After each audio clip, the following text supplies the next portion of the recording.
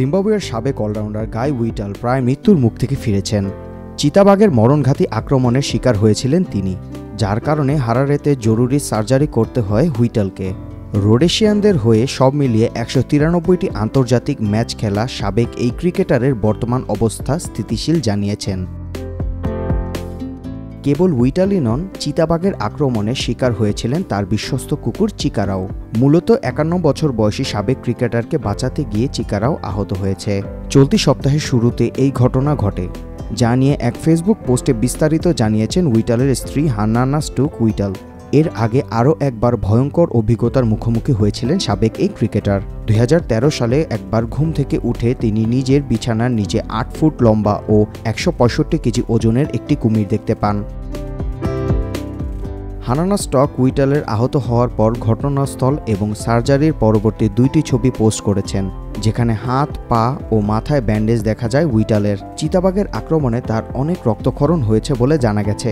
ঘটনাস্থলে বিশ্বস্ত চিকারাও না থাকলে উইটাল আরও বড় আঘাত পেতেন বলে জানিয়েছেন স্ত্রী হান্নানা স্টুকস। সেজন্য উইটালের বিশ্বস্ত এই সঙ্গীকে তিনি ভেরি স্পেশাল বয় বলে উল্লেখ করেছেন। একই সঙ্গে সাবেক ক্রিকেটারের বিপদে খবর নেওয়ার জন্য শুভাকাঙ্ক্ষীদের প্রতি কৃতজ্ঞতা জানান তার স্ত্রী। একই সঙ্গে বারবার এ ধরনের ঘটনা থেকে বেঁচে যাওয়ায় স্বামী উইটালকে ভাগ্যবান বলে দাবি করেন হান্নানা। সংবাদ মাধ্যম ডেইলি মেইলকে তিনি বলেন, ও খুবই ভাগ্যবান মানুষ। প্রথমে কুমির, এরপর চিতাবাঘ। ওর প্রাণশক্তি তীব্র। ও ভাগ্যবান যে চিকারাও সাহায্য করার জন্য ছিল ওর সঙ্গে, তা না হলে কি যে হতো কে জানে। আমরা ওর প্রতি কৃতজ্ঞ। ট্রিট হিসাবে চিকারাও অতিরিক্ত মাংস পাবে। জিম্বাবুয়ের হয়ে ১৯৯৩ থেকে ২০০৩ সাল পর্যন্ত আন্তর্জাতিক ম্যাচ খেলেছেন উইটাল। তাদের হয়ে ৩৯টি টেস্ট ও ১৪৭টি ওয়ানডে ম্যাচ খেলেছেন।